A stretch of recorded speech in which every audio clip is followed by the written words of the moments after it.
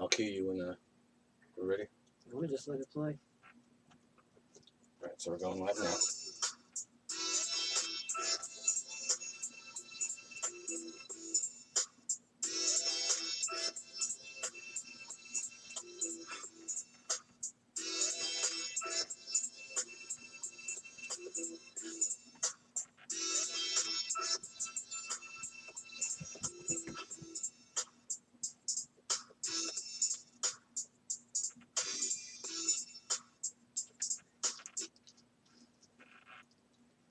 There you go. Mm-hmm.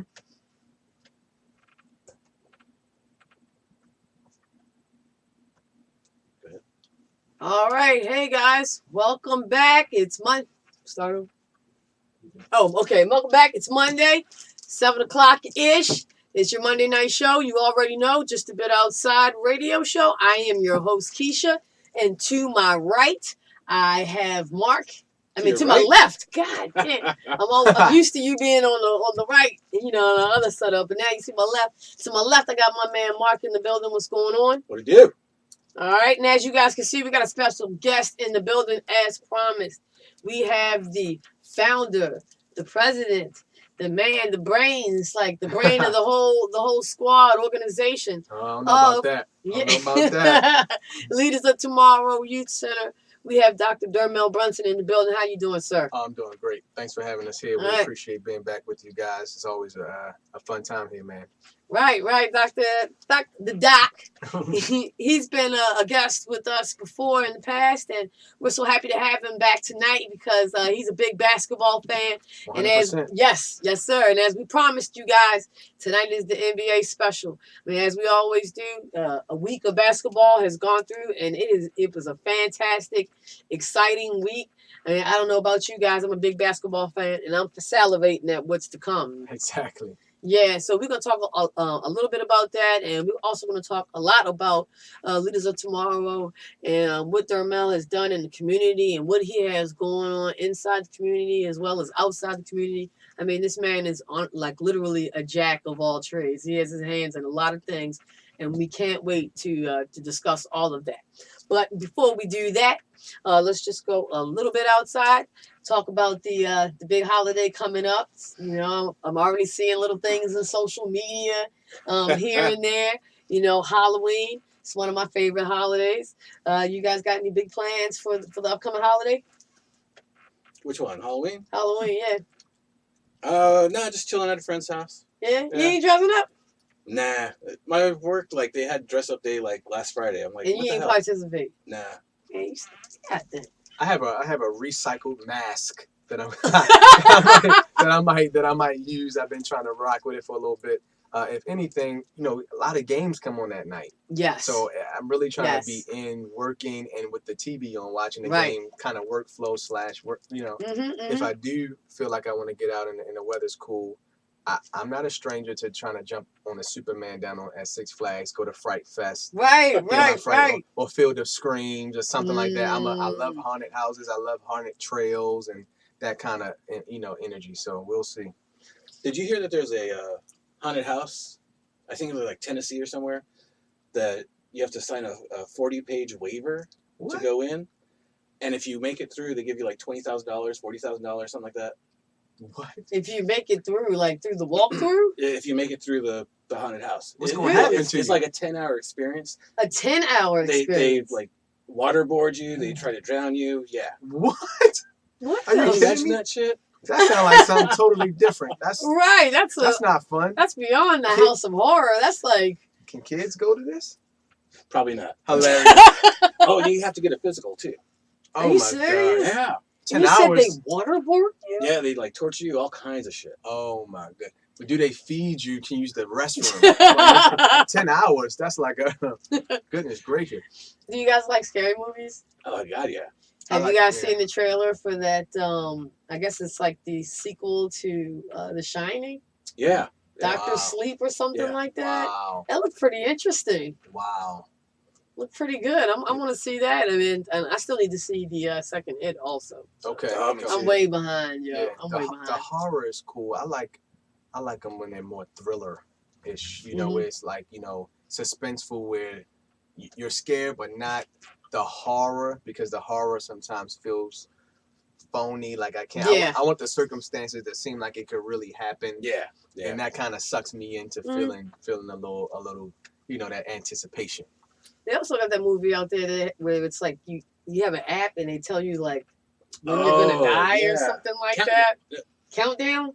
Yeah, is that the one where you're gonna die? Yeah. Yeah, Wow. yeah. That cheesy, sounded a but little. Yeah, it Right, did. It right. sounded a little interesting too. That probably get some shock value, but yeah. I got Hulu, right? Yeah. And they have Huluween going on right now. They have nice. some Into the Dark is like I guess independent horror or smaller movies that didn't go to theaters. And there's this one I called Puka, and that was crazy. Like this dude, he's hired to be in a costume suit, like a kid's costume for like a new hot toy, and like he develops a split personality when he's in this costume and out of the costume, and it's just nuts. Like really, and the ending is such a swerve. I'm like, that was actually really good. Wow. So if you got Hulu, check it out. Okay. all right, Puka. okay, all right. Well, we got a pretty interesting week in sports. A lot of people coming in town. The first thing I'm gonna talk about, and I'm like, this is my conundrum. All right, so the Rockets come to play the Wizards on Wednesday. So I'm like, all right, I'm gonna either go to the game or do something for Halloween. Because you know how much I love Russell Westbrook. Like, I love this dude. I love the dude. Well, Halloween's Thursday. Yeah, I know, but I mean, like, there's still stuff going on. Right. Yeah. I mean, well, and plus I ain't no millionaire, man. If I go to this game, I'm gonna go all out. I'm gonna do everything. And I mean, and I might end up at MGM or something. I mean, who knows? Like, you get down there, the possibilities are endless. But and then we also got the Patriots coming to town on Sunday, big Sunday night football game for the Ravens, who are coming off a bye week. How do y'all feel about our chances for the Ravens? I think that John Harbaugh had extra time to prepare, and I think that we should do well. The defense right now on New England looks great. They look great, so I'm not sure about if our defense still has the level of intensity that it once had, and I'm unsure about what we can do against TB12.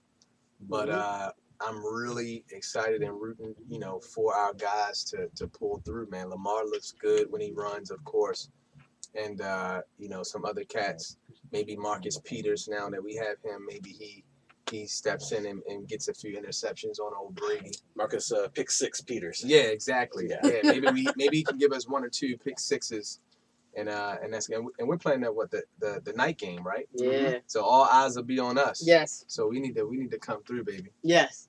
How you feeling about it? How you feeling? Pretty confident, Mark? I'm feeling pretty good. I think Me too. the Ravens have made the changes they need to on the secondary. Peters pick up a couple other pickups. Yep. I do want to see them pick up a pass rusher, and the trade deadline is tomorrow, so they got to make a move. And like everyone's crazy about the defense right now, but you go back to the two games before the last game, and they were straight trash, not communicating. So which defense is going to show up? That last one game or the two games before? The thing about me and the Patriots is when people start talking about the Patriots, they somehow forget about who they were playing against. Yeah. That's my thing. Like, I mean, if we look at what are they now? They're 8-0 now. Okay, so let's run it off. All right. The Steelers, the Dolphins, the Jets, the Bills, the Redskins, the Giants, the Jets, and the Browns. And twice. That's like, I think I saw something about that's a combined 17-37 record. Twice they played the number 32 defense. Right. And the 31. Right. So then this is why I feel pretty confident about Sunday. They have not seen the likes of us yet. No. And I know Lamar is like licking his chops and ready to share some Baltimore culture with TB, what you call him, TB12? TB12, baby. You know what? You gotta love saying, and I know you're going to get to it soon because you and I both share love for Russ. He's my guy since Kobe retired. Me too. Since Kobe retired, he's my guy. That's why I had him come on. But I love watching the maturation process of LeBron Ramon James. He has been just, and TB, I feel the same way about TB. It's like, Okay. even if you hate them, Mm-hmm. you gotta respect Absolutely. what they're doing at their age in the sport. Because in dog years, Yeah. that age, they're up there, man. And you gotta respect what TB does, the grind, the work ethic. And so I'm just excited to see what's next for that whole franchise. But I think we can stop them this week. Awesome. Hey, we might put that up as a people poll question for the week. You know, who takes that game? Because I mean, I think it's a pretty decent matchup. And like I said, this will be a true test for our guys to see if we really have, are we really going to be able to step our game up? And also a test for the New England Patriots as well. Are they, really, are they legit? You know what I mean? Like this a real team. They about to, in a real hostile environment, they about to come to you in a full 1-0. You know, we ain't afraid of Tom Brady no more. No. And we kind of welcome that competition. And even though our guys, Terrell Suggs, Ray Lewis, aren't on the squad now, they still carry that same, swag, that same, determination when certain opponents come to town. And the New England Patriots are one of them. So I'm fully expecting everybody to, to bring their A game. And like you said, they tacked up that secondary a little bit. You know what I mean? Like, I think we're really good to go. That Marcus Peters pick up huge, was huge. And the thing that we've really been able to enjoy the whole entire season is now we have an offense that we can kind of lean back and rely on. You know what I mean? We don't have to really worry about limiting opponents so much with our defense. Mm-hmm. We can score now and pretty quickly. Yeah. You know what I mean? We may not do it the way that the Patriots do it, but we do it our way. Yeah. You know what I mean? Or Lamar's way. So I think it's going to be a great game. But let's go just a bit outside of the gridiron. And since we have a guest here, we got to talk about you, Mr. Brunson, and Leaders of Tomorrow Youth Center. So I'd like to, I'm going to allow you to reintroduce yourself. So, tell everybody who you are and give your credentials. LTYC, Leaders of Tomorrow Youth Center, is a 501c3 arts and education nonprofit. Mm-hmm. We are an approved entity for the state of Maryland and D.C. We provide services in Maryland and D.C. And we love what we do, man. We've been moving along for 15 years and thankful for the opportunities to ensure that every child has equitable arts education as a part of their development. Okay. From the ages of 3 to 18. And so we're in schools, organizations, rec centers, YMCAs, Boys and Girls Clubs, in all types of schools. Public, private, schools, organizations, rec centers, YMCAs, Boys and Girls, Montessori, charter, okay, early learning centers, spiritual and religious programs. And so, we're really thankful for the opportunity to serve. And thank you for anybody who's listening, who supports us. All of your support, all of your love, prayers, positive energy. It takes really a bunch of us to bind together to ensure that kids are being afforded, information that really can impact their future. Okay, so when you talk about the arts, what type of arts do you guys, like services, do you guys offer? What type of mentors do you have? So I know you guys do a lot of. Yeah. So performing in creative arts. So we're talking theater, dance, music, visual arts, creative writing, fashion and cosmetology, and when we say vocal music and instrumental, general music courses. We offer culinary arts, martial arts. Mm-hmm. Did I say fashion and cosmetology? Mm-mm. Fashion and cosmetology, media arts. Okay. And so, we're running a full gambit there. Uh-huh. And our programs happen during the school day, after school, summer.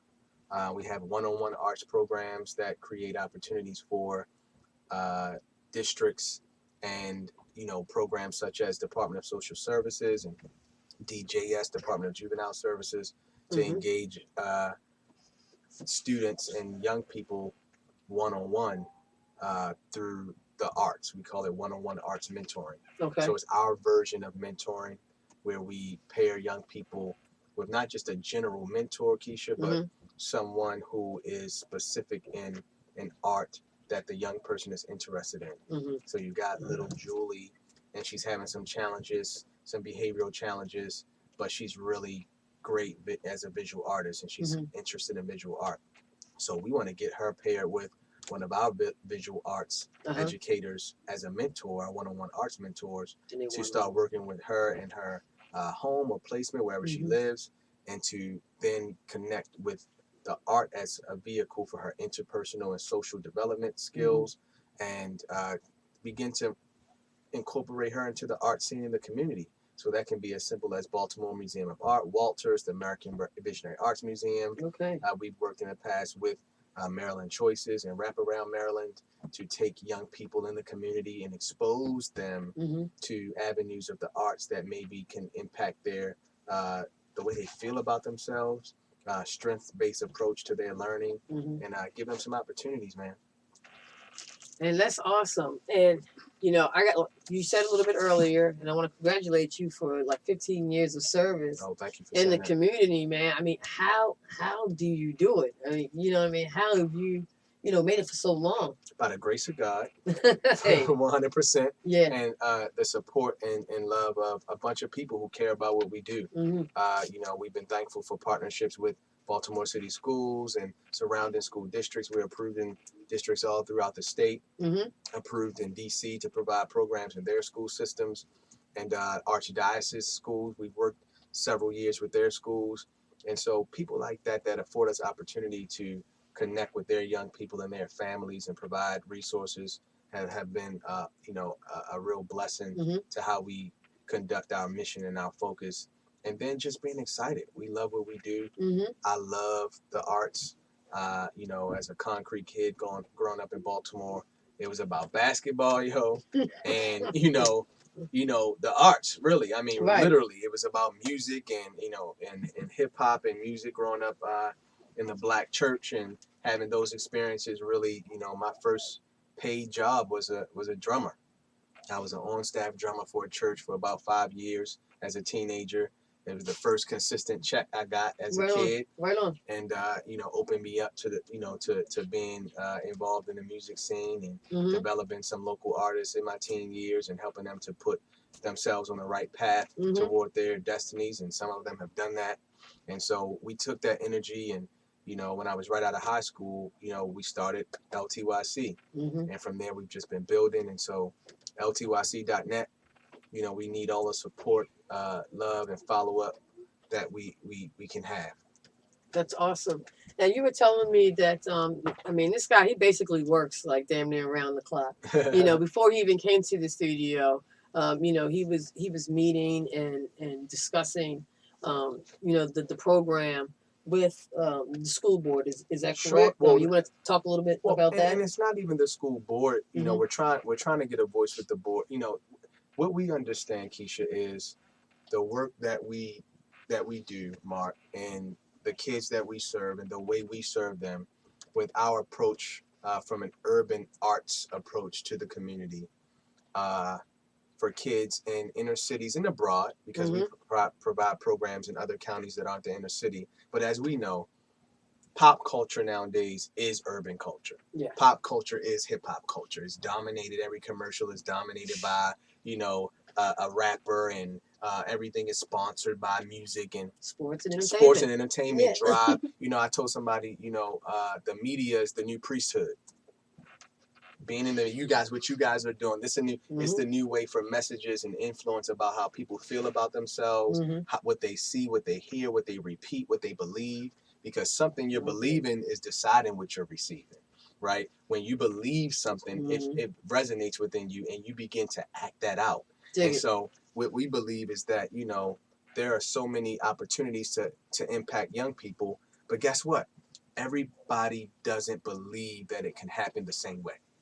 And so there are systems in place that are really designed to support our young people, but really we need a voice to speak to the powers that be, that make decisions, to say there are multiple conduits and multiple avenues and multiple channels for us to get quality arts education to young people in a way that's relevant, that's life-changing.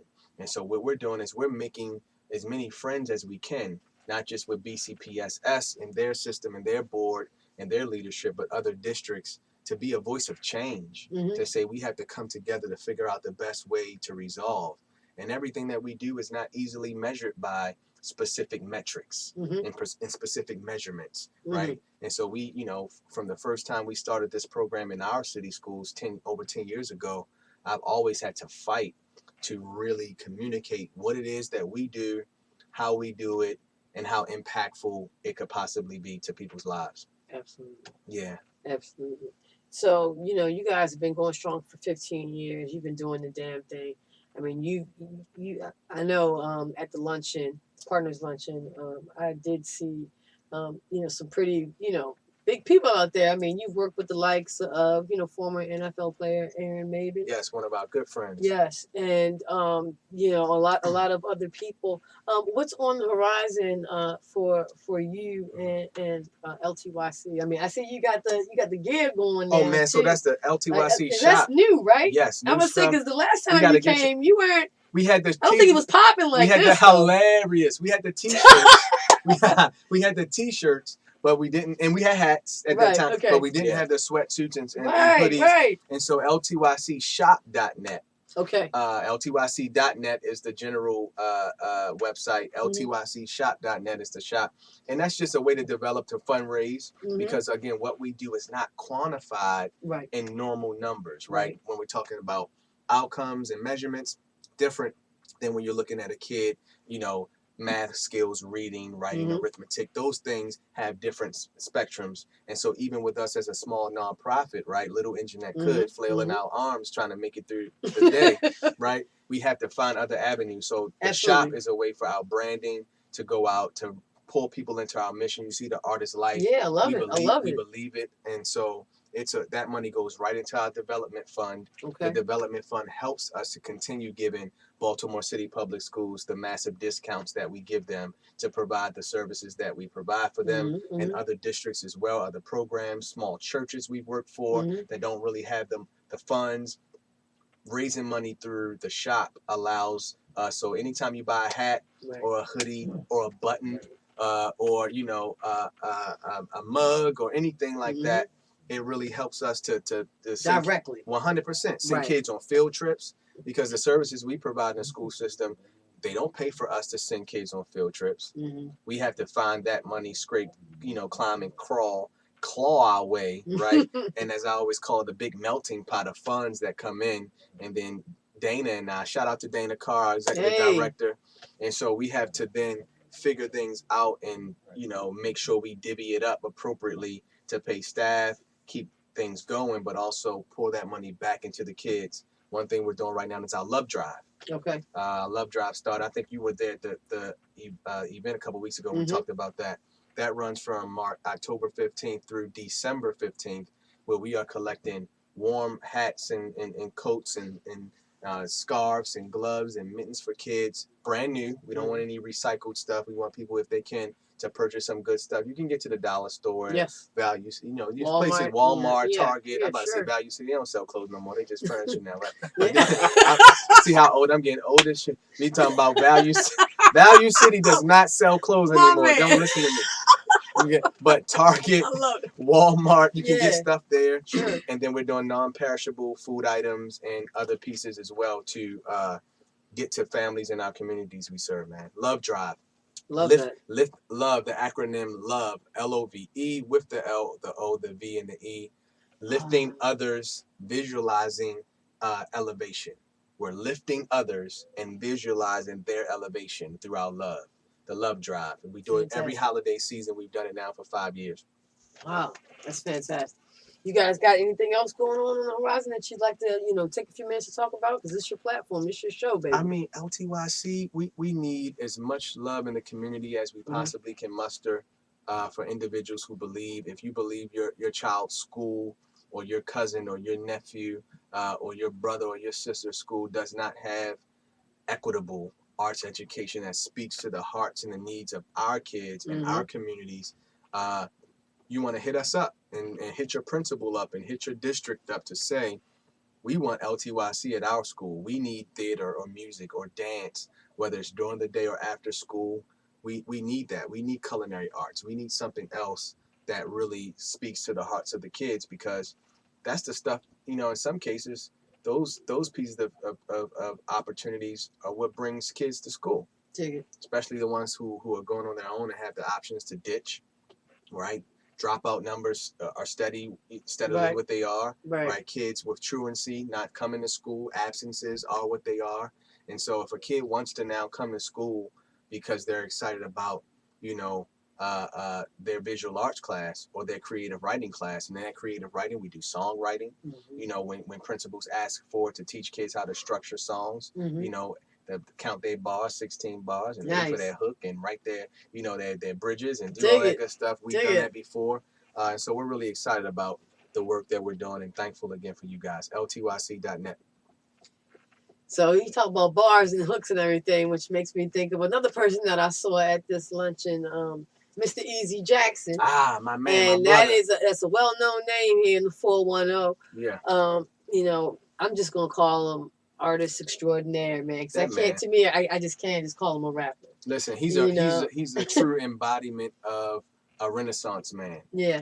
And Baltimore should be proud to have Easy as a champion of Baltimore's art scene, its music scene. He's been an activist, a father, a leader, a good all-around good guy. And did you like his performance at the luncheon? Yeah, live band, Easy Jackson, the Backwoods Band. So they came to the luncheon and shut it down, did a little set as people were coming in and getting their meal. And so, you know, and he's got great. He's got such a classic hip hop voice. What? I love it. You know what I mean? Like nobody spits like Easy right Yeah. now. I mean, nobody spits like Easy right, and it's poignant. He's versatile. He can give you that classic feel. He can give you the love ballads for the ladies. He can speak to the political and social woes, and he can also give you party joints to make you feel good about yourself. And so I'm really proud of the work that he's done for years. And his last album, did you hear that joint? Yeah, I was just gonna say, going just a bit outside of LTYC. Let's just talk about the nature of y'all's relationship. How y'all even know each other? You know, we all in the same room. It's just amazing to hilarious. me. So I've known Easy since what year did Hurricane Katrina happen? 2005? 4 or 5? 5? I think 5. So I met him that year, that summer. He was in a show called The Real Nigga Show. Yep. And which is a great show. I believe, I don't want to speak ahead of turn. If Troy, the director, is listening, I don't want to be, but I believe they're about to revive it and bring it back. Nice. So we met at that show. He performed. You know, I knew a few other people in the show. His performance, you know, was very, you know, moving and motivating to me. At the time, he was in relationship with some folks that I went to the School for the Arts with, and they knew him and they introduced us. And of course, he was a former student at the School for the Arts, Baltimore School. Shout out BSA. And so we just vibed and connected, man. We had a lot of mutual friends and a lot of mutual buddies, and from there we just formed a synergy. I was thankful to put Easy in his first solo concert in Owings Mills back in 2005. After I met him, I was so eager about his talent. I wanted to join whatever I could to really encourage his movement. And so, yeah, man, for that, we've been brothers and friends, and, you know, lived in the same condo building together for a couple of years in Reservoir Hill and built more relationship. And so now, about a year ago, he started a new movement called Epic Fam. Epic Fam, every person is coming from a memory. Epic Fam. Nice. And that movement is a musical and artist movement for us to really unify the city of Baltimore around a common idea that we should spread love and understand that all of us are coming from memories, experiences, environment, you know, social woes, family dynamics that shape who we are. And we should immediately look at another brother, another sister as an extension of ourselves, and we're all family. So Epic Fam is a movement, and we are a production company. We're working with a variation of artists and producing a few different projects we're working on right now, also for TV and film. And we're also producing music for artists. Easy produced his last album, Fool. He used production from 10 different producers and composers and beat makers here in town. And I helped him to all 410. All 410. I love it. And it's a dope album, Fool. It's on Spotify, Apple, Tidal, Amazon, Fool, Easy Jackson, Easy E Jackson. The album is called Fool, Fool. Please pull it up on your streaming device that you service rather that you use on your device. And I helped him to A&R that project, and I executive produced that project along with him. And so, you know, we're pushing that project, man, for some local and abroad recognition. We believe in it. We think that the 10 joints on there are really good. And there's some bangers on there and a few things that make you ponder. So that's what he and I are working on right now. Just Epic Fam, his baby, his vision. He's the founder and visionary, the CVO, the Chief Visionary Officer of Epic Fam. And so we are, you know, continuing to push that music, man, and see what comes from it. We're working on some cool stuff. That's awesome, man. I really did enjoy the album myself, and I've always been a big fan of Easy. I too, the first time I ever met him was I attended a nigga show, and I mean I was just really blown away at how talented, you know, he was, you know what I mean, and the type of show, it was like, you know, kind of like a one-man show for real. Sure, yeah, a couple guys. Yeah. I mean, you know, just one at a time, and the monologues and everything just really resonated, and you know, a lot of the stuff was heavy and really hit home and made you think, you know what I mean, and that's one of the things that I think makes Easy so unique, is that he really does make you, you know, think. I mean, even with the album Full, I mean, when you know, when you hear a title like that, you're not ready for what comes behind that content. You know what I'm saying? Like, if you can understand what I mean by that. And, you know, I too, like, I got to encourage you guys. Really, I mean, this is like homegrown 410 headbanging shit. Please take the time to check them out. Like I said, check out, they gave you a lot of outlets, a lot of ways where you can find this music, man, and support the 410. And he's a good guy, very talented artist. Yes. But what we're going to do is we're going to take a quick break. And when we come back, I promised you guys, like, you know, it's been a whole week, and we have all had a whole week to digest what is going on and what we think may happen with the NBA season. Man, we've had a lot of changes and everything. So I wanted to take the show to do it. It's the NBA special. So when we come back, we'll chop it up. Don't go anywhere. Just a bit outside.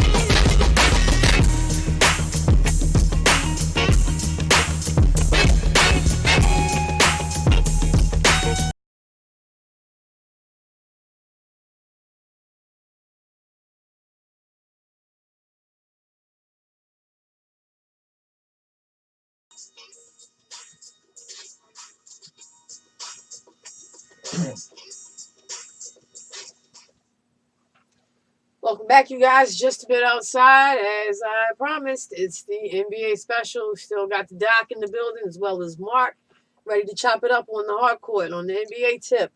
like I said last week, we kicked off the NBA season. There were a lot of changes, a lot of moves. It was so fantastic. We were all losing our minds in the off season, and now it is finally time to see what everybody to see the product, to see what everybody is thinking, and where these different teams, the directions that they are going, and even maybe possibly a power shift in Definitely a power conferences. shift. In conferences, you know what I mean? So, I mean, to me, I think this is going to be one of the most exciting NBA seasons that we have come across in a while.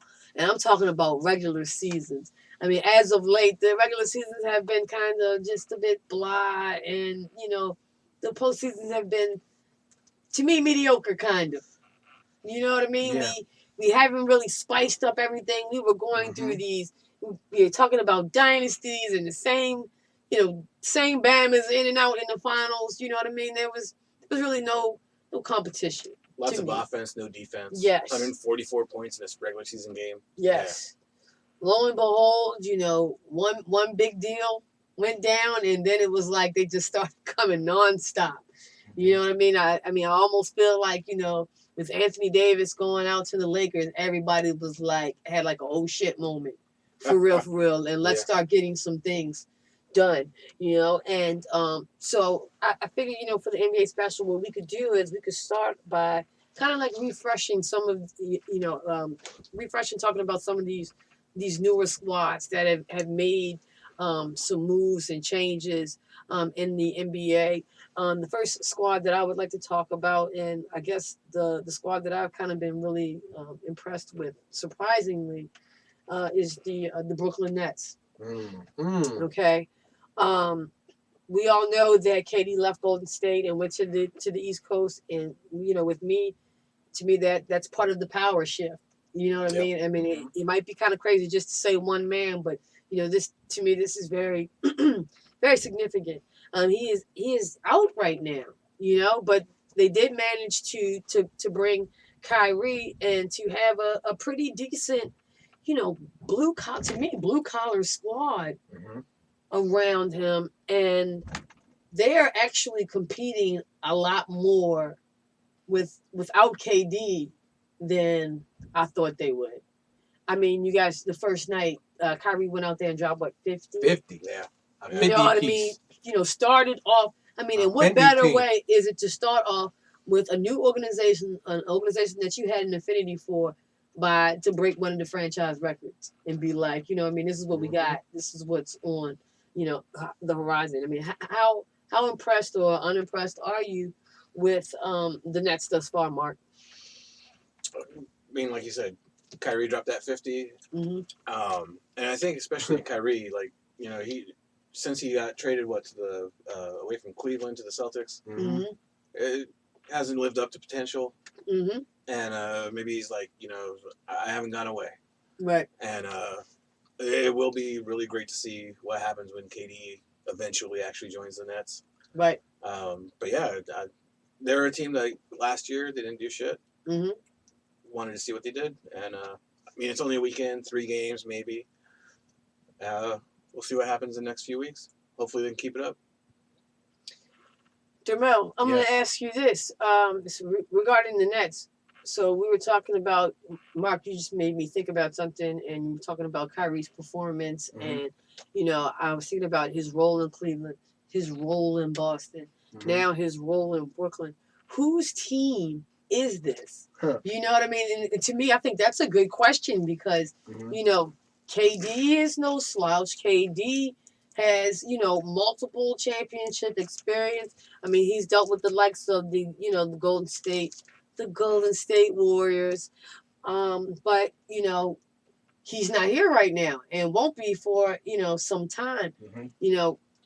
Does Kyrie take this time to establish himself as the leader, of this squad? I mean, it seems like he's been playing some statement ball. In 51st game, then he turns around and does 37, damn near triple doubles. I mean, whose team is this? It is KD's team. Well, let's be clear. Is really Kyrie has to be able to collaborate with Dinwiddie and LeVert, because they are the ones that, along with D'Angelo Russell, who's now with the Warriors, they helped them be a playoff team last year. You insert Kyrie and KD into that mix. Kyrie has to realize what his strengths are. You know what I'm saying? He's a scorer. But he is not a typical point guard, and he's not going to lead the team in making sure that everyone else gets theirs. And he is also not going to lead the team in reference to behavior. And he's not yet a leader. You know what I'm saying? But he's a scorer. So he has to let whoever else is the leader on that team. You know, who's the OG on that team? Is it DeAndre Jordan? Is that the yes. OG? Yes. Yeah. So, you know, that's what I think, man. I think that, you know, clearly it needs to be a strong collabo between Kyrie and KD. When KD comes back, God willing, you know, God bless the Achilles. That's a hard one to come back from. The thing that he has in his favor is he's slim and Kobe trim. was never the same. You know, Kobe was never the same. But Kobe had already had those miles on his body, right? Those dog years. He had gotten in the league at 17, 18. He had been going deep in the playoffs for 5 years with the Lakers during the Shaq years. And then again, you know, 3 straight finals with Pau Gasol and that crew. So he had a lot of years on his body.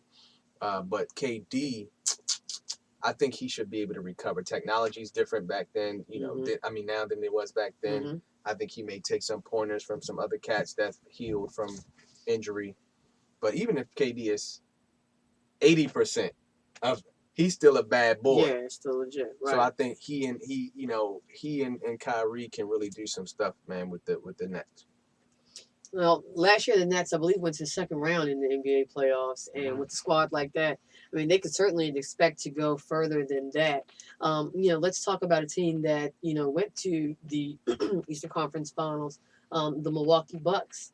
You know, we are big Giannis fans here, just a bit outside, and, you know, with one fantastic season and a wonderful postseason under his belt, you know, they've also made some nice additions, and they have a nice squad, I feel like, as well. You know, believe it or not, I'm a big fan of the George Hill ad.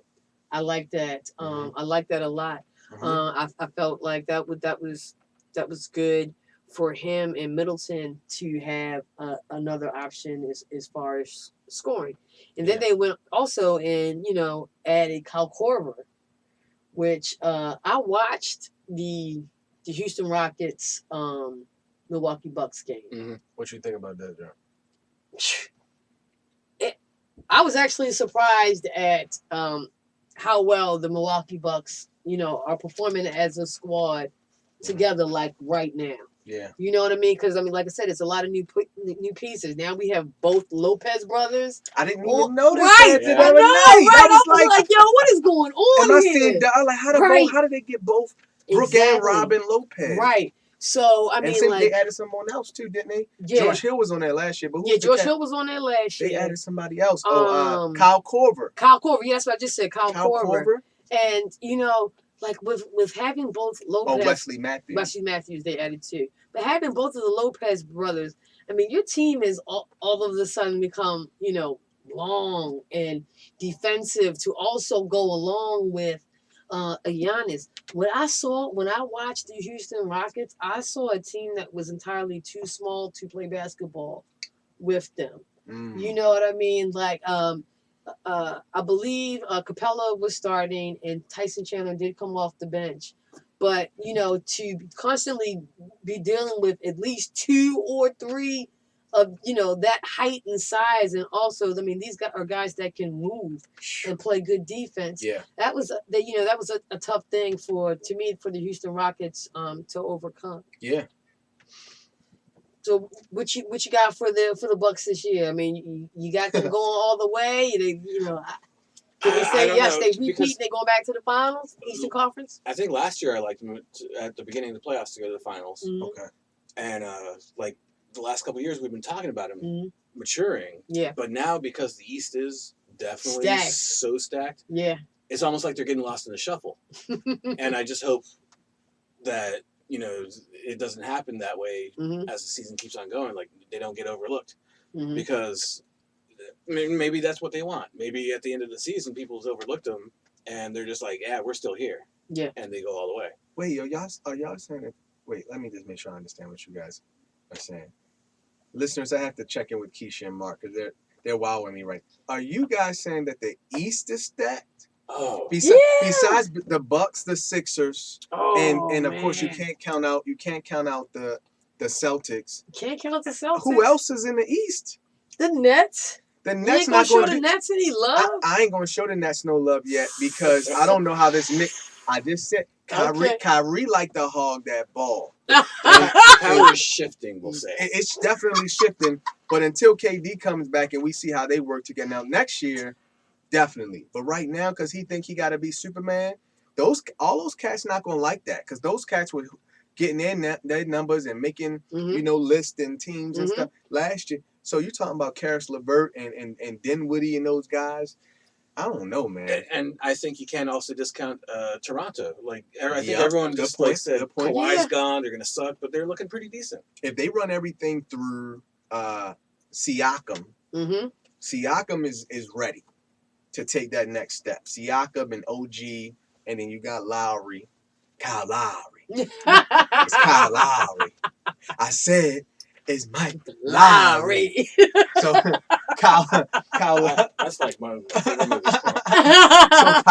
So Kyle Lowry, he's good, and I think because they got that chip, he can play more loose now. Keish, sure. He would get tight in that playoffs, yo. He went and do what he do in the rec. He a Philly kid. He tough. I like Kyle Lowry. He got the East Coast swag on him. He a real dude. You can see that on him, but I don't know, man. I think they gonna be fifth after these other teams. I think them Nets can make it to that fourth spot. But I think at the top you got Milwaukee, Philly, Boston, then Toronto. Okay. I mean, then the Nets, then Toronto, then the Pacers. Let's not forget when my boy Oladipo, when he went down, that was a big loss for them. When he come back, when Oladipo comes back.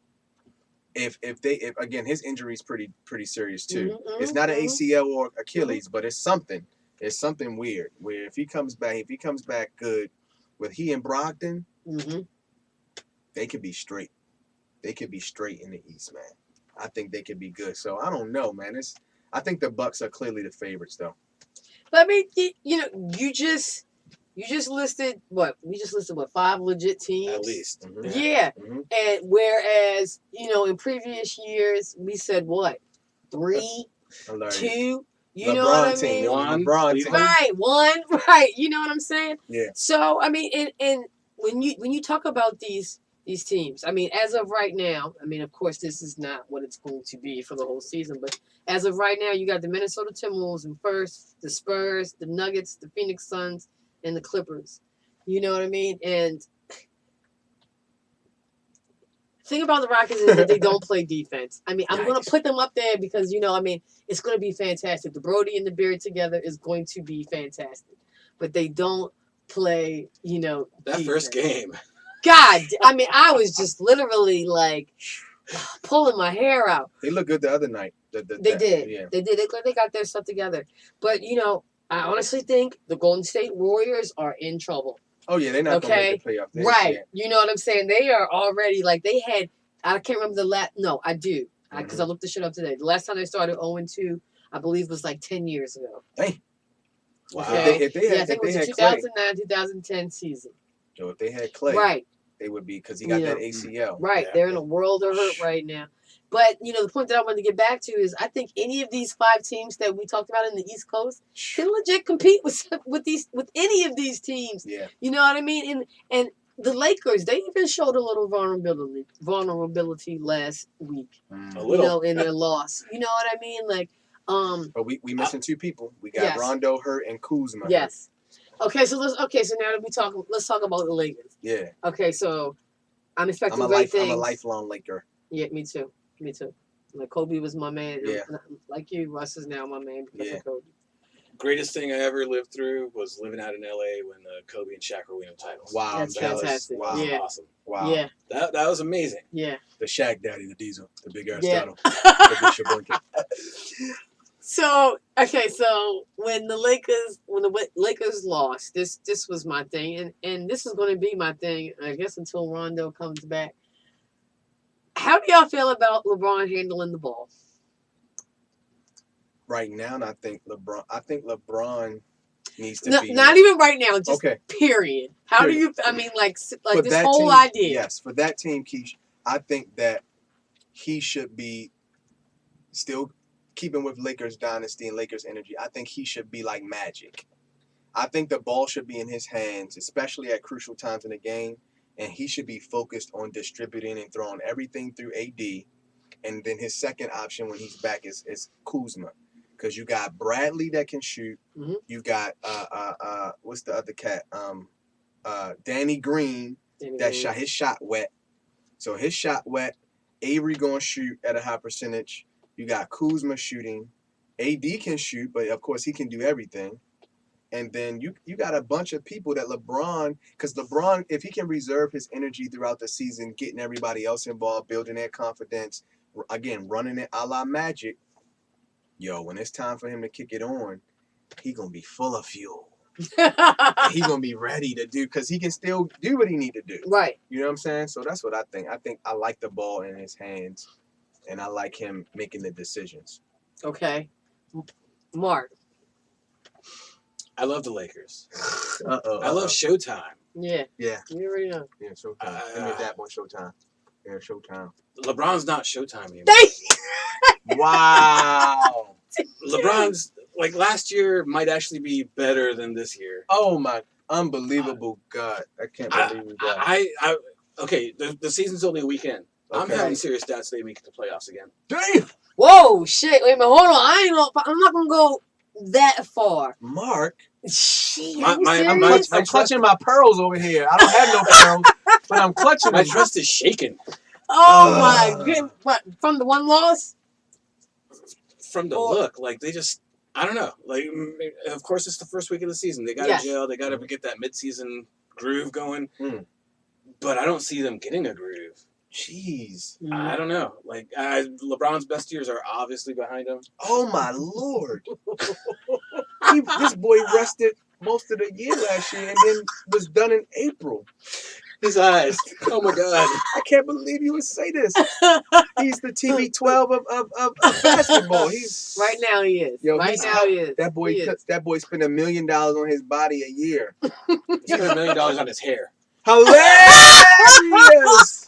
Don't do that, guys. Us guys that have the ball, got the hat. Don't do us like that. It's okay, LeBron. Hang in there with that hairline. Once you start cutting it, it's a wrap. We're going to save that for the WTF, man. There's more to come on that hairline. It's like, don't call it a comeback, LeBron or the hairline. But let me get back to Let me get back to the point guard thing, though. I will always be a Lakers fan, yes, but I still need them to prove it to me this year. That's where I'm sitting. And that's fine. What can you at least say when Kuzma and Rondo get back? Because then the ball can come out of you want the ball in Rondo's hands, sound like. I do. Because guess what? LeBron, you're not a fucking point guard. Yikes. You know what I'm saying? And, like, honestly, Yikes. The game that they lost, LeBron had, it had to have been at least 8 or 9 turnovers. He was rusty. He was rusty. Man, them LeBron.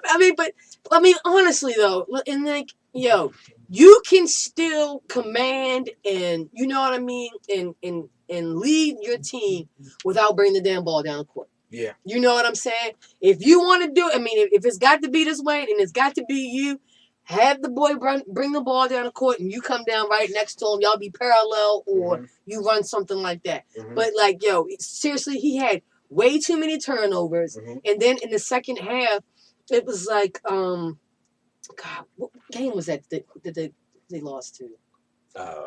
Oh, gosh. They lost to the Clippers. Yes, the Clippers. Yeah. Right. Okay, that was a very physical. I see you ain't saying nothing about them Clippers, though. No, we're about to talk. We're about to talk about them in a second. That was I was very impressed. I was very impressed with them because I sat down in front of my TV expecting LeBron and them. I was expecting Showtime. Yeah. Okay, you know what I'm saying? And one of the biggest things to me, and one of the biggest where they got exposed was that in the second half, they basically made LeBron and Anthony Davis non-existent. Okay. I think Like- LeBron was just assessing though. I ain't even trying to hear from. Do whatever you want. Just don't break. Just don't handle. Just don't handle the ball, man. Like seriously, I'll take So you you at a 3. You concerned with his ball handling skills? Well, I mean, yeah. I mean, when you have turnovers, that disrupts the offensive flow. Mm-hmm. So I mean, that disrupts everything. So Sure. you know what I mean, like. Typically, the point guard. I mean, that's like the head. When you form like Bolger on the point guard, it's like the head. Yeah. And I'm just not feeling LeBron at the point. I'm sorry. I love LeBron. Oh, I man. think he finally has a team that he wants to make that playoff push. They're definitely going to the playoffs. Okay, they're definitely going to the playoffs. What you like Kyle Kuzma? I do. I'm a big Kyle Kuzma. You think he's the fan. third? You think he's the strong third option? Because we need a third option. He's You still think it's very him? young, Okay. and he's amongst a lot of veterans. He got moxie though. Yes, he does. He got Well, cojones. hey, He has cojones, my friend. He is ready. I'm just interested to see what Vogel is going to do. Oh Frank God, Vogel- don't say it. I don't like him. Hey, and I was about to say, okay, and this was another interesting thing that I found that I've seen this week watching the Lakers. Jason Kidd, he's having a good old time sitting in the background. Yeah. I mean, the first game you would have thought he was the head coach. The way he was getting up and high-fiving all of the players and everything is almost as if he's like, yeah. I don't know. If they don't make the playoffs, I got this Joe in the bag. Yeah. You know what I mean? So Yeah. I mean that's the Lakers they're always have very interesting storylines. I think this season will be just the same. But let's talk about the Clippers a little bit. I mean, how impressed are you with the Clippers right now? Just a little bit. Just a little bit. Mark? Clippers looking good. They I don't want to say they're going to jump up in front of the West, but with the decline of the Warriors, like obviously someone's going to take that vacuum spot. But why not the Clippers? The Clippers ready, man. They were ready. I mean, look at what they took. They took the Warriors 6 games in the playoffs Right. with no star, with the same team, Right. and they added Paul George and Kawhi.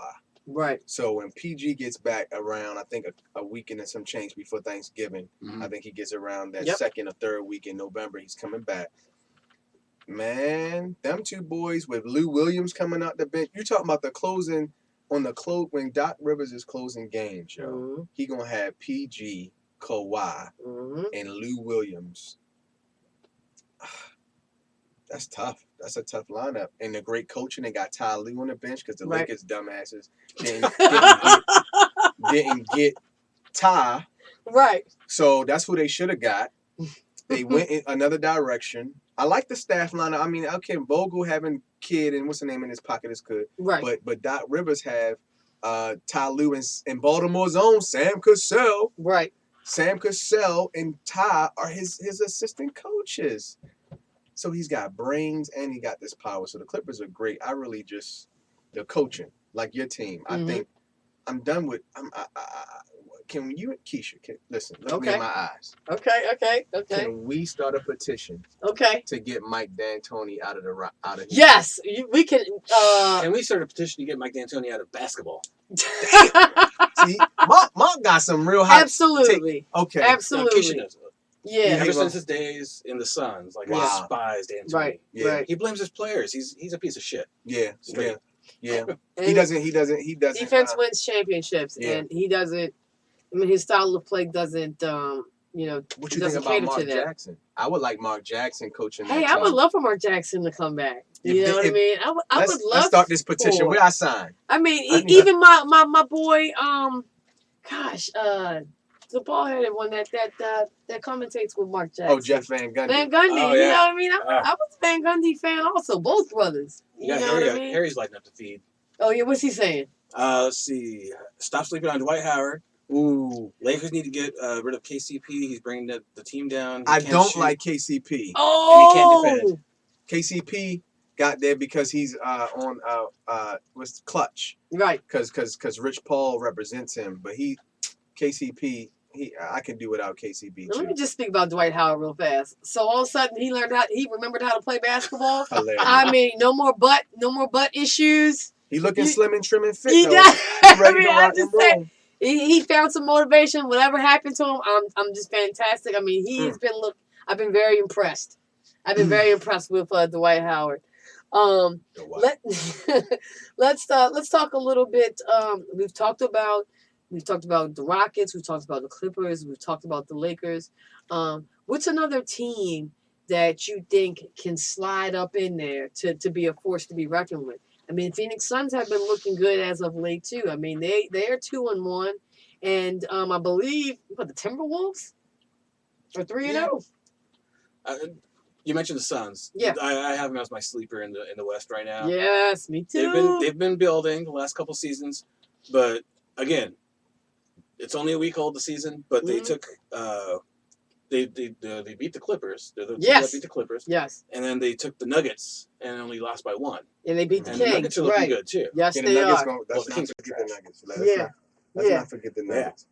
So, I guess my sleeper, Mark. I guess my sleeper. Okay, so I got a sleeper and I got a don't you ever forget about them. So my don't you ever forget about them are clearly Greg Popovich and the Spurs. They're going to always be in the mix and competitive, right? Always. Okay. But my sleeper is Luka Doncic and Porzingis with the Mavericks. I want to talk about that as well. Coached by Rick Carlisle, championship coach and a championship player. I think he won a chip when he was with the Celtics. He has championship pedigree. And the Mavericks are a well-ran, probably the best well-ran organization, in NBA right now. The way they treat their players, their facilities, and that kind of thing. Ironically, in Dallas, they're like the Cowboys. The way Jerry Jones treats his players and the staff and the facilities and the accommodations, Mavericks are like that. I'm saying all that to say I think he's going to have the right rehab and conditioning staff for these guys because he knows that they're prone to injury, especially Kristaps. But that's my sleeper. If they stay healthy, you got to be careful with them guys. Just to tack on to your Spurs, the team to watch, I was looking at them too because Keisha and I have been saying it's a year of change. There's so much transition and change going on. Yeah. And that's the perfect place for Pop to swoop in and grab a championship or 2. Yep. Or 2 is hilarious. Right, or 2, yeah. Yeah, it could happen. We at the end, and Jim will be saying on Father's Day, Jim will be going, what? How did Greg Popovich get the Spurs another championship? Every year. Yeah. Every damn year. Yeah, they had a run. They were on every other year. Every other year they were jumping. Yeah, I like them. All right, you guys, we're gonna take a quick commercial break or a quick break. When we come back, we'll talk a little bit more basketball. We'll give our early picks for the East and West Conference champs. Maybe talk a little bit about the rookies and who we like for Defensive Player of the Year. And of course, we got our Booty Huffs and WTFs. So don't go anywhere, you guys. Just a bit outside.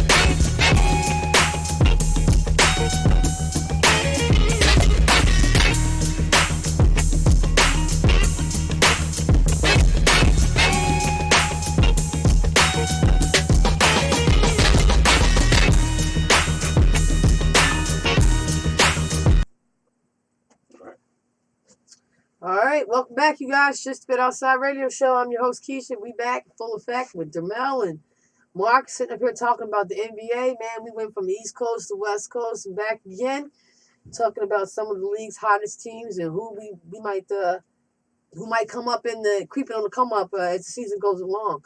We talked about West Coast sleepers. Let's go back to the East Coast. Do you guys have any sleepers? Anybody on the East Coast that you think might be able to come up and make a statement? Mark? In the East Coast? East Coast. I don't know. You I don't know where my notes are in this. Without John? Nathan. really think so? Nathan. They're gonna be at the bottom again. I really wish Bradley can get out of there and go somewhere where he can be successful. Well, they just locked him in for 2 more years. I know. I saw that. Yeah. What about the Orlando Magic? Nobody's got love for Orlando Magic? I guess so. They were looking good at the end of the last year. Yeah. Yeah. Oh, the Heat. I think the Heat could do something too. I think the Heat are 2-1 right now. And gosh, with Whiteside, gone. And they were threatening to hit the playoffs last year. Yeah, they really were. Yeah. So okay. I think those are the. I really like Hashimura with the Wizards, and I kind of like they got Isaiah Thomas out there now. They have to me also another nice blue collar team that might be able to make a push, for that help maybe 7th or 6th spot and be able to have a pretty decent matchup against a 2 or 3. I still, like we said, it's still early in the season, but I kind of like the squad that they have there, and hoping that the Wizards, it's just been really hard to be a Wizards fan these past couple of seasons. I just hope that this squad to turn things around for them. You guys, we got a couple of games going on tonight. Really quickly, let's just talk about Monday Night Football. It's like a toilet bowl. Pittsburgh is on the road. Are they in Miami or is it Miami and Pittsburgh? Does it even matter? Doesn't even matter. Pittsburgh and Miami Dolphins are playing. They just got underway. Monday Night Football. Dermel, who you got winning that game? And this is tomorrow's game? It's tonight's game. Tonight's game. But I'm tripping. Today's Monday. Monday, right. Pittsburgh or Miami? They both in last place. Free fall. That's why I'm they in free fall, last place. Miami's tanking. Pittsburgh gonna win. Okay. Because Mike Tomlin he's still trying to be competitive, right? Yeah. Miami's not, right? Miami is kind of giving up, but you can't. Who they have on their quarterback? Who they got? Fitzpatrick. Yeah. Fitzmagic. He ain't been Fitzmagic this damn year. He's been Fitztragic. So let's see. Let's see. I'm gonna go with it's we in Baltimore, so I can't say I'm going for the Steelers. Right. But out of these two guys, I'm going with the Steelers tonight. I picked Steelers as well. I do not like Ryan Fitzpatrick. I just think I just don't understand how he got into the league and has been able to stay here this long. You know what I mean? It's not good. Mark, that's all I'm going to say. Did the game start already? Yes, it did. Oh, so you can't go in and pick them on your pick 'em. Nope. So at least get one score. Nope. I know. I missed all my pick 'em picks this week, man. We got so much going on, man. I forgot to make my picks this week. Who you got for tonight, though, Bama? Clean sweep, Pittsburgh. Yeah. I don't think anyone's going to pick Miami to win a game this year. Yeah, I know. But it's 7-0 Miami in the first quarter. Let's go Dolphins. We'll see how long that lasts. That is your second team. Right, I know. I haven't been able to claim them that much as of late. But, yeah. So, as far as basketball, we got a couple of games going on. I'm going to give you some of the more interesting ones. Golden State is up 17-8 over New Orleans. OKC in Houston. Oklahoma's in Houston. So, Brody gets to face his old squad. I was fully, expecting an ass whipping. I mean, we're in the first quarter. OKC is up 16-14, 3 minutes left in the first. Damn, what time that game came on? 8? Right. Man, I gotta get out of here. Y'all got all the games on We about tonight. to tie it up. Harry's on the feed. Yeah, sure. Dropping some breaking news. Sure. Okay. Ravens just signed Willie Snead IV to a 1-year, $6 million extension. Okay. That's good. I like him. I do. I like Willie him. Snead. Philly Oh, Willie. is losing to the Atlanta Hawks. That's another team that might be. I mean, they're currently in the top 3 right now in the East. 50-45. Chicago is another interesting squad. New York is just a horrible franchise and are just going down in flames. Chicago's up 63-45 on the Knicks. Let's talk about rookies. You guys got any you got your eyes on anyone? Anyone not named Zion? Right. Yeah, he's not even freaking playing right now. So, and how long is he out? Was he like a 6 week? 6 weeks. Yeah. Okay. Outside of what about his counterpart, Barrett kid? He's in New York right now, isn't he? New York? Yeah, R.J. Barrett. Does anyone do anything in New York? I know, right. So outside of Zion, you got your name on anyone? You got your eye on anyone? I don't know how to pronounce his first name. Nickel Alexander Wallace. He plays on the Pelicans too. Oh, okay, yeah. He was picked number 17th, but he had a great summer league, and with Zion out, he might be able to make a statement. He's been shining, yeah. I could see him saying, no, "I'm here too." Yeah, to be in the what do you call them, contender conversations. Yeah. Okay. How about you, Dermel? You got any rookies that you got your eye on right now? Besides Zion, I'm looking at the boy Ja Morant. Okay.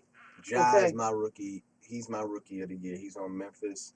The other night he was great. Who did they play? Who did they play the other night? And he blocked. Oh, they played the Nets. Beat the Nets. Mm-hmm. And he blocked Kyrie at the end of regulation, ascended into overtime. Right? Okay. So Ja, again, he's a young kid like a Kyle and those other cats that I feel like he's ready. Mm-hmm. And if long as that coaching staff is there to develop him, he's my rookie guy. And then we can't forget pretty much a redshirt rookie, which is Michael Porter on the Nuggets that didn't get the chance to play last year because he was hurt. Mm-hmm. So once Mike Malone starts to, infuse Porter into that lineup, I think if he stays healthy, he can be great. But I'm really bummed out that Zion, man, couldn't start the season off playing, man, because it's good for the league, the excitement. I think it's good for the Pelicans and New Orleans. Pelicans they went through. They went through. I mean, they still got some good. Brandon Ingram looks great in his 3rd year now. Yes, he looks great. His trajectory has really impressed me. But outside of Zion and Ja, it's no one else that I'm even paying attention to rookie wise. Mm-hmm. Maybe a couple 2nd-year cats out there mm-hmm. that I think I might can be looking at. But Ja is my guy right now. Mm-hmm. Right when you said Ja, Harry on the feed said Ja also. Yeah, Harry, you know what's up, baby. Harry Outsiders, knows what's if you guys have your votes for rookie of the year, please throw them up on the feed. We'll talk about it. So defensive player of the year, I'm big on defense. Who do you got? I mean, do you think we'll have a repeat, or it's going to be somebody else? Who you got your eye on, Mark? It could very well be a repeat. God, what's his name? Who won it last year? From the Jazz, right? Gobert. Gobert. Yeah. Mm-hmm. But I think if the Clippers do what we're looking at them once he gets back, Paul George, he contended for defensive player of the year last year. I could see him doing it. Mm-hmm. Mm-hmm. Okay, what about you, Dermel? I think that this year, defensive player, I think is going to be one of the cats from the Clippers. I think it's going to be. I was going to say Kawhi Leonard myself. Yeah, I think it's going to be Kawhi PG. Mm-hmm. I think it's going to be Kawhi PG for that, and I think Giannis has a good chance of doing the repeat on the MVP tip. Mm-hmm. Remember, he was a finalist also for defense. Yes. Right. Mm-hmm. Am I saying that correctly? Mm-hmm. Wasn't he one? Yes. Yeah. Yes. And so I think that he could be special. Mm-hmm. repeat for MVP. In defense again, yeah, man, I'm with you, Keach. I think Kawhi, PG, if he's back healthy, again, you can't count out, what they call him, Stifle Eiffel or something. Yeah. Gobert. Right. You can't count out what AD might do in a full season. That's my sleeper pick. Yeah, defensive player of the year. Sure. I could be, that could be something dope. Yeah. For me, I like Kawhi. If not Kawhi, I would say, Giannis will make, he will make a strong push. And, seeing, and it's so crazy because, watching Giannis go through, this is like Giannis 2.0. Mm-hmm. You know what I mean? Like he's had the postseason experience. I mean, this guy is playing right now with a kind of ferocity. You know what I mean? The first game, he fouled out. And he was on the sidelines, like pacing like a lion, watching his team. I mean, and this also speaks to the strength of the Milwaukee Bucks because they continue to win that game. Yeah. But I mean, he was just, like his energy was so crazy. You know what I mean? Like now, and this also speaks to Kawhi. I feel like his energy is a little crazy. I mean, I think him being in LA we all know that he's an introvert, but might bring him out of his shell just a little bit. I mean, this guy has a clothing brand, and apparently he's coining phrases now. Like this guy, you know what I mean? And that just seemed out of character for Kawhi Leonard. You know what I mean? Now he's branding his phrases like he's a different cat. You know what I mean? Right?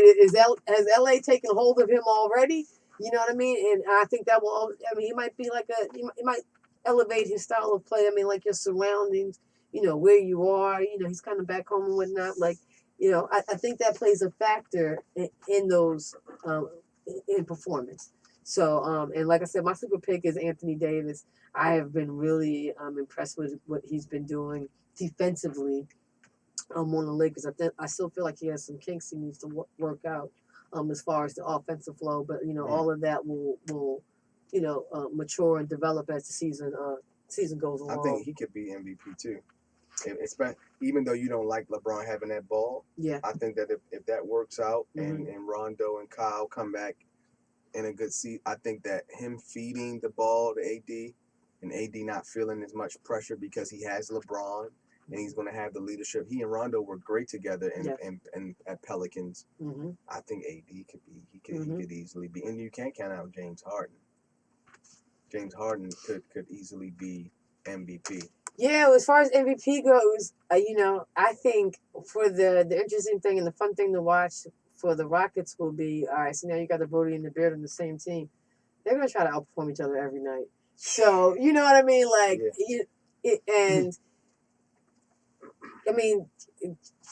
Russell Westbrook is electric, and he's very colorful, and he's always fun to watch. But, him too. He's finally on a team now where he knows he has a fighting chance, and we all get to see a little bit of what the Thunder used to be, prior to the dismantle of that awesome three. You know what I mean? And they got Cephalosha on there. Right. And that was another player that I was like, watching the game like, when did they get him? When? Can you tell me? Mark, I have no idea. I have no idea. It. Right. And, the beautiful thing about what the Rockets is and with these two players is that you could potentially have, a team where you have two players triple doubling it up night in and night out on the same squad. Yep. You know what I mean? Like the assists were there. The points are going to be there. I mean, and I think where Russell will edge out James Harden is with the rebounding. Because he's always up in the mix. Yeah. You know what I mean? But, those two, they could just keep, you know what I mean? And it could very well be one of them. Depending, and the thing that, and I hate this, Mark, it's all about how far your team goes, though. Yep. So if they can make it there, I think that will be one of the big discussions come May, come June. Yeah. Triple double doesn't mean shit if your team doesn't win games. Right. Right. And that happened during Westbrook's triple double year. Yeah. Yeah, triple double the other day. Mm-hmm. Yeah. Mm-hmm. So they gotta work it out. They need a good coach, Keish. You gotta start that Yeah. petition, yo. Absolutely. I'm all about it. We're gonna start that on Just a Bit Outside. Do self-inflicted concussions count on that triple-double? Whoa. That James Harden gift.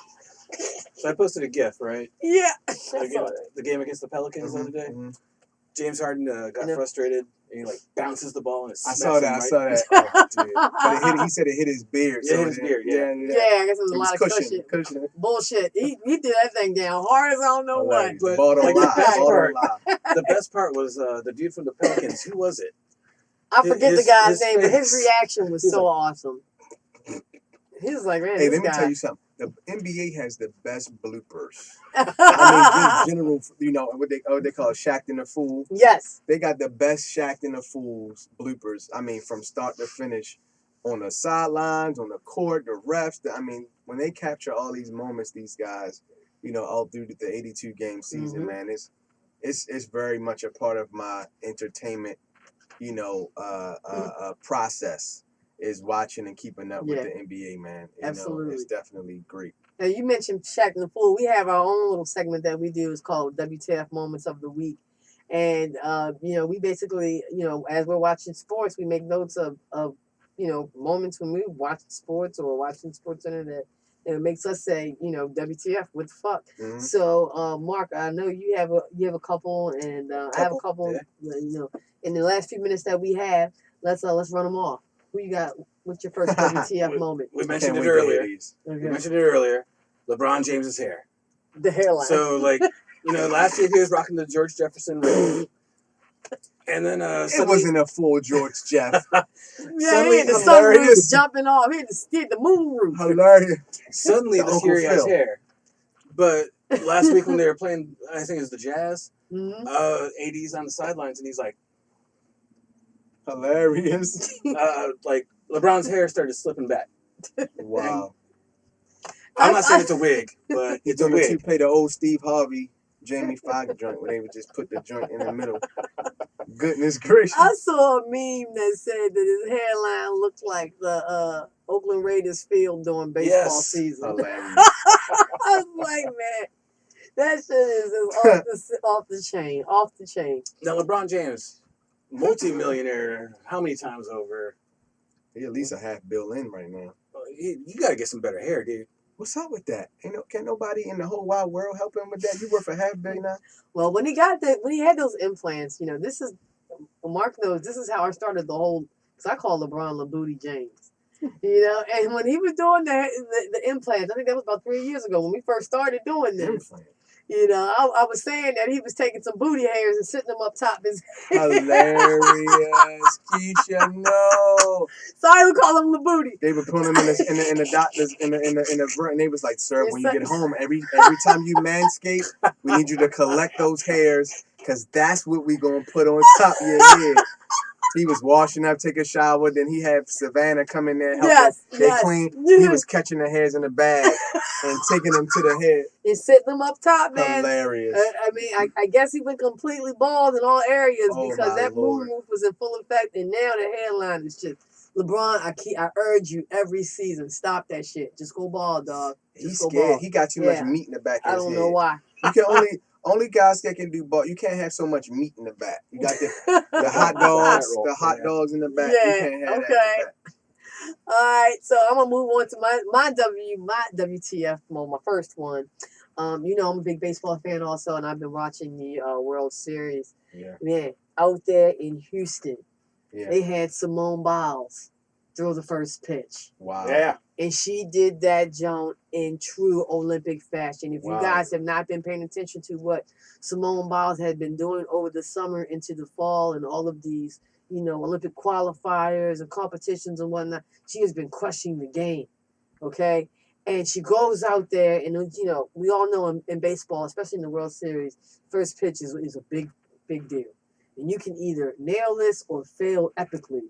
And Simone Biles, she nailed it. I don't even know what type of flip that she did, but she did some type of awesome flip. Neo Matrix. Yeah, it was like and she just did it from just standing there, which made it so crazy. Like, it wasn't any type of running to, build up. She just did it, grabs the ball, and, threw it, and the pitch actually made it to home plate. Like, sometimes people struggle making the home plate, or it'll go, she was amazing. I mean, it totally made me say, what the fuck?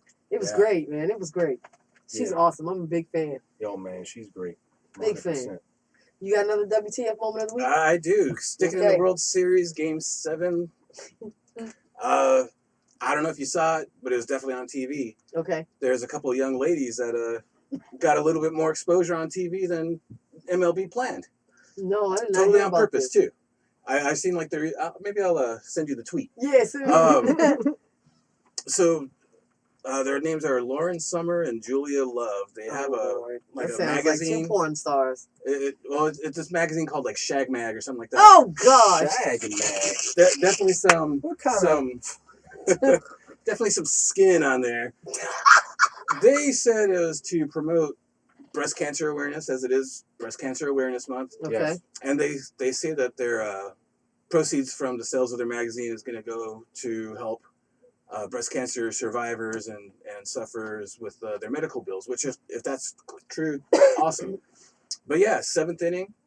And if you're not looking right where both of them just flip up their shirts right there, right on national TV. Are you serious? Today. Were they painted or anything? Nope. Oh, Not bad. So today they get letters from MLB, indefinitely banned from any MLB game. Oh, the punishment fit the crime. I don't think that punishment fits that crime.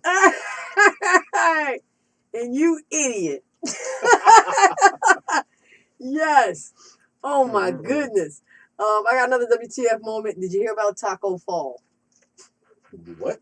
Taco Fall, the NBA's tallest player. He plays for Taco Fall? His name is Taco Fall. And seriously, his last name, the irony in the last name is just crazy. So he plays for the Boston Celtics, and Fall, who is 7 feet 6 inches, was in the facilities at the sink trying to wash his hands. And as he bends over, Taco Fall busts his head and gives himself a concussion. Damn. So I like Taco Fall. Yeah, I watched him in college last year. He moves okay for a 7'6" kind of guy. I mean, they tend to be very immobile. But he moves. But he's got to watch where he's going, because, like I said, he gave himself a concussion and had to do a little sit down for a little while. All right, so this is how we're going to end the show. We're going to do our come through picks of the show and our booty huff picks of the show. Dermel booty huff is anything that is like not good, anything bad. Okay. Bush League, if you will. And the come through is, self-explanatory. Who came through for their squad? What team came through? Mark, who you got? Booty Huff? Yeah, Booty Huff. Let's do it. Jarvis Landry and the Cleveland Browns. But Jarvis Landry in particular, because before yesterday's game, like during the week of practice, guaranteed a Cleveland Brown victory over the New England Patriots. Jarvis Landry, come on. Mm-hmm. Y'all aren't living up to the hype. How do you expect to guarantee a victory? And if there's one team you don't want to talk shit on that's in the newspapers that they can clip it out and hang it up in their room, it's the Patriots, because they take that and they use it for fire. Mm-hmm. The score may have been, 27-13? Mm-hmm. But New England dominated that game way more than score shows. Definitely. Okay, so my booty huff is kind of a booty huff that kind of leads into a come through. Again? Yeah, I know. I just love these things. Mine is with Patrick Beverley and the Los Angeles Clippers. Okay, so that first game that they played when they beat the Lakers, he was very excited. He was very pumped. What he did at the end of the game was he took the game ball and chucked it into the stands, where one lucky, just so happened to be lifetime, Clipper fan, caught the ball. All right. So, to me, to the average viewer, you look at that, you don't think a big deal about that. Right? The league fines him $25,000, which to me is booty up. Like, man, come on. I mean, That's like, booty up. that's crazy as I don't know Yeah. what. But you I know, like Pat Beverly. yes, he had since tweeted a couple of days ago, a couple of days after the game, that he shared a DM that he had received from this Clipper fan, lifelong Clipper fan, from his wife. So, you know, she sends him a direct message like, hey, you know, I'm not even sure if you're going to get this, but let me just tell you, we heard you got fined $25,000. You know what I mean? I hope it's some solace that you have made my husband, who has been a Clipper fan since he was like a boy, you have made his like whole life. And she, you know, she went on to say like, don't stop playing, you know, and playing the way that you played, you know, keep the same energy. You know what I mean? Continue to throw balls in the stand if you can afford it. You know what I'm saying? But, you know, and I thought that was, you know, that was really a cool come through, you know, for the organization and for the fans also. Absolutely. Yep. Now, Mhm. he wouldn't have gotten fined, but he's been warned by the league before because he did it before. Really? Yeah. I mean, it was a hell of a win. You got the energy flowing, adrenaline going. Yeah. You know, hey, take that $25K. Cause I really feel like he's about to get paid. And they're going to in take the that near seriously future too. ever since the Malice at the Palace. Yeah. And Oh usually yeah. going Oh up in yeah. the fan in the crowd. Yeah, it's Yeah. still one of my favorite moments in NBA history of all time. Who's your come through? I got to go, you know, probably a month ago or so, and the NFL season was still pretty fresh. I said, you know, let's see what happens like week 8, week 9. Here we are, week 8 just passed. And the San Francisco 49ers are still undefeated. Yeah. And they laid an ass whipping down yesterday. Crazy. Yes, they did. Undefeated, Yes, they Mark. did. You got to respect 51-13. them now. Yo, that was, and at first it looked like Panthers. Mm-hmm. Yep. It looked like the Panthers were going to do a little something after they had that safety, and then they scored after that. And I'm thinking, okay, here they come, they 2 touchdowns down. And I flipped the channel. You know how you flip the channel? Because I was doing somewhere at the laptop, looking at some documents, and I flipped the channel and it was there. I flipped it back. I was like, wow. Yeah. Jimmy G, baby. Jimmy G looks legit. Yeah. I think they're for real. I think they're for real With too. Kyle Their Shanahan. defense is serious too. Defense. Oh, That dude. defense is serious, was it man. Nick Bosa? Yeah. Yeah. He could not only rookie of the year, he could get defensive player of the year the way he's playing. He's lights out. All right, let me just do one more come through before we wrap this show up. All I mean, I gotta respect the guy that has his priorities in order. Game 5 last night of the World Series, in Washington, there was a home run that was hit, and there was a guy standing double fisted, with 2 Bud Lights, like they weren't even craft beers, double fisted with 2 beers. Now you're looking at a home run World Series ball coming at you, and you know the average Joe would have dropped that joint. You know, I'm catching this ball, not this guy. This guy totally has his priorities in order. Squares up, lets the ball hit him in his chest. Yes, I swear to God, watch this. I'm gonna send you that. Hits him in his chest. He is still double fisted and let the ball like roll down. He did not let go of those beers. Wow. Right. Man, it was Like wonderful. this? Like both? Yes, he was double fisted like this, and he just literally squared up and was like, That's hilarious. came in human shield and just let the ball hit him. Hit him Did the people around him give him the ball? Now that was my next thing. I didn't get to see what happened after it, you know, rolled down. But like, okay, so you're the guy sitting next to this guy. Yeah. What do you do? Do you not attack that ball? Do you not push this dude out the way? I mean, what do you do? Push him and spill his beers, Right, please? yo, Uh, how much that ball can be worth, especially if mm. well, I mean, what do you let him pick the ball up? I would have given it to him. I get it. I get it Yeah. for him. I get it. If you're gonna take that, I get it for him. Mark. if you're gonna take that hit, Yeah, I get it. Happy Gilmore, 364 more days to Oh. hockey practice. Oh my goodness, Happy Gilmore. Yeah. Oh, Here it man. goes. Yeah, I would. Hey, Definitely. these guys are so nice. They're always about showing love. And hey, this is how we end the show. You know how we do. Baltimore, spread love, yo. Have a great week. Thank you so much for tuning in. Dermel, thank you for coming through and chopping Thanks for it up having with me us. here, man. I love being with you guys. It's always a pleasure. Thank you so much. I appreciate this. And You guys listen, are always a riot, man. Outsiders, LTYC is always out there. I mean, they got LED billboards. I be looking at them coming off. Hilarious. You gotta Wait, spread like, this love. We on Damn. this love movement, man. yeah. Absolutely. So you guys have a great week. Thanks for coming out. See you next time.